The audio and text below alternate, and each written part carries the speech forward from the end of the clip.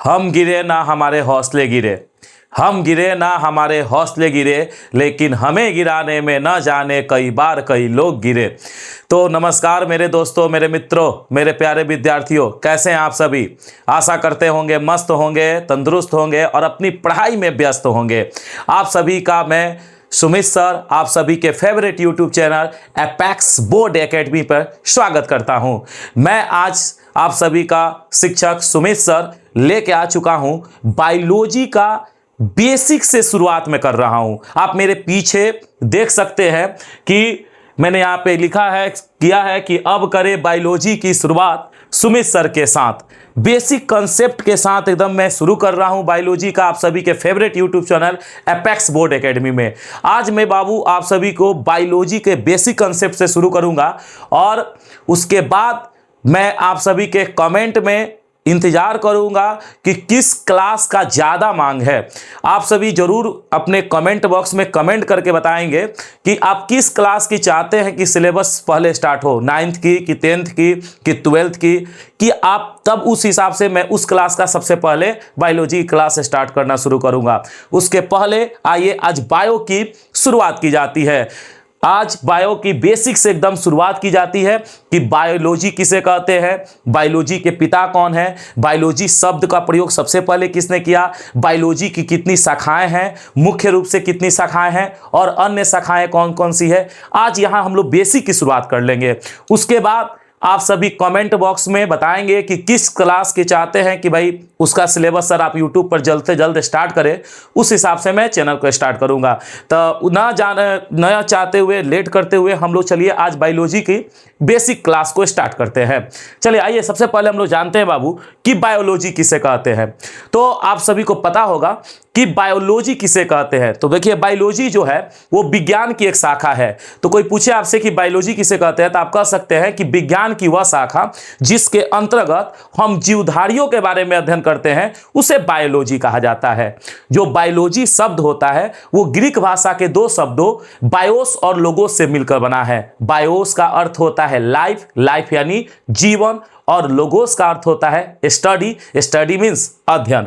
अर्थात आप कह सकते हो कि जीवन का अध्ययन ही बायोलॉजी कहलाता है, यानी the study of life is called biology आप कह सकते हैं। आइए तो हम लोग इसकी बायोलॉजी की शुरुआत कर चुके हैं, बायोलॉजी की शुरुआत की जाए। आइए हम लोग आगे चलते हैं। देखिए यहाँ पे आपको यहाँ पे लिखा हुआ है, आप सभी के लिए एक नोट्स के रूप में मैंने तैयार करा दिया है। आराम से आप इसको अपने कॉपी में, अपने नोटबुक में लिख सकते हैं। चलिए पहले बात है कि बायोलॉजी किसे कहते हैं। पहले इसकी परिभाषा को देख लेते हैं कि बायोलॉजी किसे कहते हैं। तो यहां पे लिखा हुआ है बाबू कि बायोलॉजी किसे कहा जाता है।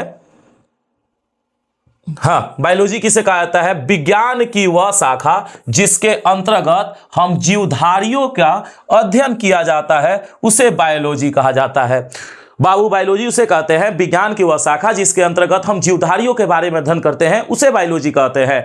जो बायोलॉजी शब्द है, ये जो आपको शब्द दिख रहा है बाबू बायोलॉजी, इसमें बायो का अर्थ होता है जीवन, जीवन ही मतलब लाइफ, और लोगोस का अर्थ होता है अध्ययन, यानी आप कह सकते हो कि जीवन का अध्ययन ही क्या कहलाता है, बायोलॉजी कहलाता है। ठीक है, अब बायोलॉजी शब्द के बारे में थोड़ा जिक्र कर लेते हैं कि बायोलॉजी शब्द का प्रयोग सबसे पहले किसने किया था। तो देखिए बायोलॉजी शब्द का प्रयोग करने वाले दो वैज्ञानिक थे, लेमार्क और ट्रेविनेरस। ठीक है, जिन्होंने सबसे पहले बायोलॉजी शब्द का प्रयोग 1801 ईस्वी में किया था। लेकिन बायोलॉजी का पिता यानी फादर ऑफ बायोलॉजी अरस्तु को कहा जाता है। यह क्यों कहा जाता है इसकी जिक्र हम अगले वीडियो में जरूर करेंगे। तो बायोलॉजी शब्द का प्रयोग सबसे पहले लेमार्क ने किया था। ये लेमार्क कहां के रहने वाले थे, फ्रांस के रहने वाले थे, जबकि ट्रेविनेरस जर्मनी के रहने वाले थे। नामक वैज्ञानिकों ने 1801 ईस्वी में सबसे पहले बायोलॉजी शब्द का प्रयोग किया था। ठीक है, चलिए अब आगे हम जानते हैं कि बायोलॉजी शब्द के आगे अब जिक्र करते हैं कि बायोलॉजी शब्द जो है उसके कौन कौन सी शाखाएं हैं। लेकिन आपसे कोई बाबू पूछ दे कि फादर ऑफ बायोलॉजी किससे कहा जाता है तो आप कहिएगा फादर ऑफ बायोलॉजी अरस्तु को कहा जाता है। अब आया है कि बायोलॉजी की शाखाएं कितनी हैं। ऐसे तो बात की जाए तो बायोलॉजी की बहुत सारी शाखाएं हैं, लेकिन बायोलॉजी की मुख्य रूप से बाबू दो शाखा होती है। एक होती है जूलॉजी और दूसरी होती है बॉटनी। अब कोई पूछे आपसे जूलॉजी किसे कहते हैं तो जूलॉजी बायोलॉजी की वह शाखा जिसके अंतर्गत हम लोग जीव जंतुओं के बारे में अध्ययन करते हैं उसको जूलॉजी कहा जाता है। और जूलॉजी के पिता यानी फादर ऑफ जूलॉजी भी अरस्तु को ही कहा जाता है। दूसरी शाखा जो होती है वो होती है बोटनी। तो बोटनी किसे कहते हैं? बायोलॉजी की वह शाखा जिसके अंतर्गत हम लोग पेड़ पौधों के बारे में अध्ययन करते हैं उसे बोटनी कहा जाता है। और फादर ऑफ बोटनी थियोफ्रेटस को कहा जाता है। वही बात यहां बोर्ड पे लिखा हुआ है कि जीव विज्ञान की शाखाओं के बारे में, कि जीव विज्ञान की मुख्यतः 2 शाखा होती है। तो कौन कौन सी शाखा वो 2 होती है यहां से आप देख सकते हैं। पहली शाखा होती है जंतु विज्ञान या प्राणी विज्ञान जिसको जूलॉजी कहा जाता है, और दूसरी होती है वनस्पति विज्ञान जिसको बोटनी कहा जाता है। अब बात करेंगे बायोलॉजी किसे कहते हैं। ये हम लोग जान लेते हैं कि बायोलॉजी किसे कहते हैं, सॉरी जूलॉजी किसे कहते हैं। यहाँ गलत टाइपिंग हो गया है, यहां पे होगा बाबू जूलॉजी। जूलॉजी किसे कहते हैं? तो बायोलॉजी की वह शाखा जिसके अंतर्गत हम लोग क्या करते हैं, जीव जंतुओं का अध्ययन करते हैं, उसी को क्या कहते हैं, जूलॉजी कहते हैं। और जूलॉजी यानी बोटनी, जूलॉजी के पिता कौन कहे जाते हैं? अरस्तु को कहा जाता है। चलिए आगे देख लेते हैं। अगला है बोटनी। मैंने अभी आपको बताया बायोलॉजी की वह शाखा जिसके अंतर्गत पेड़ पौधों के बारे में अध्ययन किया जाता है उसे बोटनी कहा जाता है। और फादर ऑफ बोटनी यानी वनस्पति विज्ञान का जनक थियोफ्रेटस को कहा जाता है। चलिए ऐसे तो बायोलॉजी की बाबू मुख्य रूप से 2 शाखा है, लेकिन बायोलॉजी की अन्य शाखाओं के बारे में आइए इस वीडियो में हम लोग जान लेते हैं। और आप सभी का कमेंट में इंतजार रहेगा कि आप किस क्लास की बायोलॉजी की क्लास चाहते हैं कि स्टार्ट करें। जिसका कमेंट, जिस क्लास के लिए मांग ज़्यादा होगी कमेंट में, उसका मैं स्टार्ट करूंगा। 9th का, 10th का या 11th या 12th, जिसका कमेंट ज़्यादा होगा कि इस क्लास की स्टार्ट करें सर सिलेबस, उसका मैं स्टार्ट करूंगा। आइए चलिए अब अगला पॉइंट में चलते हैं। बायोलॉजी की हम लोग कुछ अन्य महत्वपूर्ण शाखाओं के बारे में अध्ययन करते हैं। ठीक है, बायोलॉजी की कुछ और मुख्य शाखाओं के बारे में देख लेते हैं।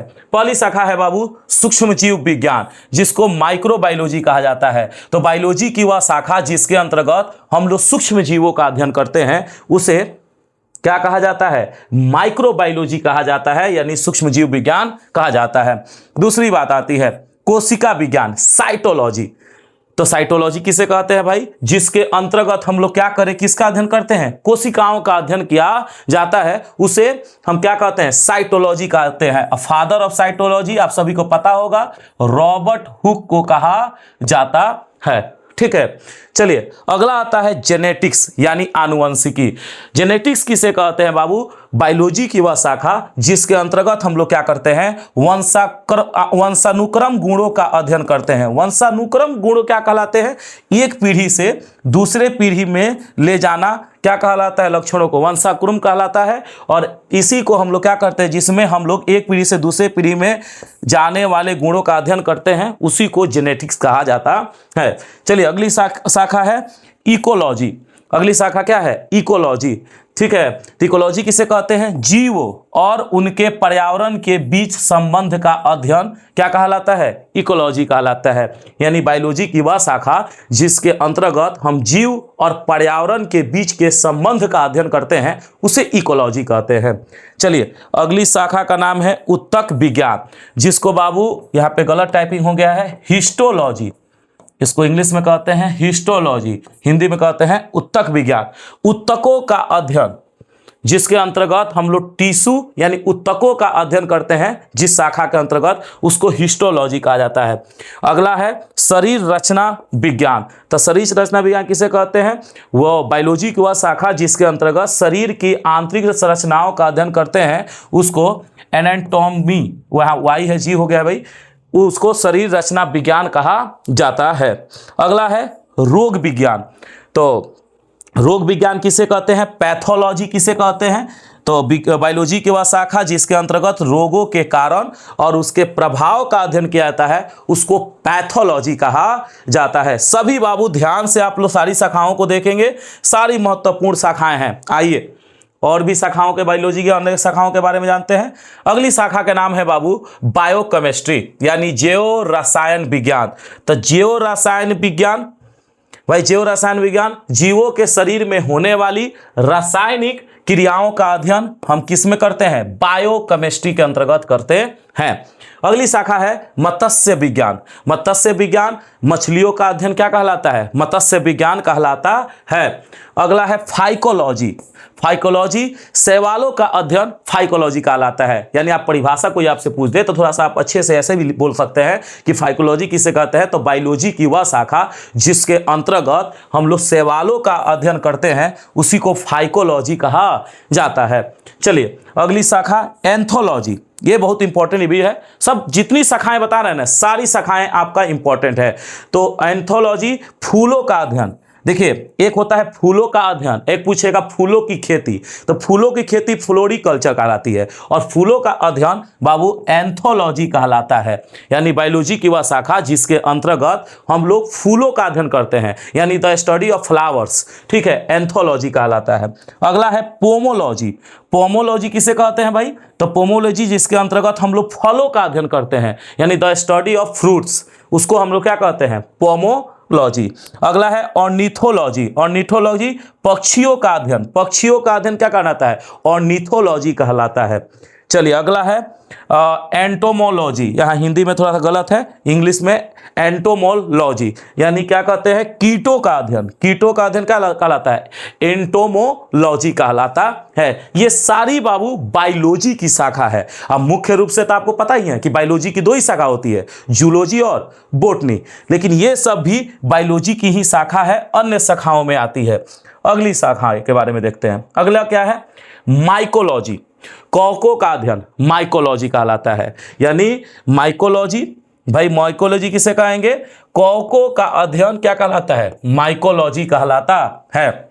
अगली शाखा है बाबू ऑफियोलॉजी। ऑफियोलॉजी सांपों का अध्ययन। सांपों का अध्ययन क्या कहलाता है? ऑफियोलॉजी कहलाता है। यहाँ पे सौरोलॉजी, छिपकलियों का अध्ययन सौरोलॉजी कहलाता है। छिपकलियों का अध्ययन क्या कहलाता है? सौरोलॉजी। अगला है एपीकल्चर। मधुमक्खी पालन का अध्ययन। मधुमक्खी पालन का अध्ययन क्या कहलाता है? एपीकल्चर कहलाता है। अगला है पीसीकल्चर। मत्स्य पालन। मत्स्य पालन का अध्ययन क्या कहलाता है? पीसीकल्चर कहलाता है। अगला है सेरीकल्चर। रेशम कीट का पालन का अध्ययन क्या कहलाता है? सेरीकल्चर कहलाता है। अगला है फ्लोरिकल्चर। फ्लोरिकल्चर फूलों की खेती। मैं यही बात अभी मैंने कुछ देर पहले बताया कि फूलों की खेती पूछेगा तो कहिएगा फ्लोरिकल्चर। अब फूलों का अध्ययन कहेगा तो एंथोलॉजी कहिएगा। अगला है डेंट्रोलॉजी। वृक्षों एवं झाड़ियों का अध्ययन डेंट्रोलॉजी कहलाता है। तो ये थी बाबू बायोलॉजी की कुछ अन्य शाखाओं, जिसमें मैंने आपको 22 अन्य शाखाओं के बारे में बताया। तो मैंने ये मेरा छोटा सा वीडियो आपको बायो का शुरुआत करने का बेसिक कंसेप्ट था। मैंने इसमें आपको 2-3 चीजें बातें बताई, उसको ध्यान रखिएगा।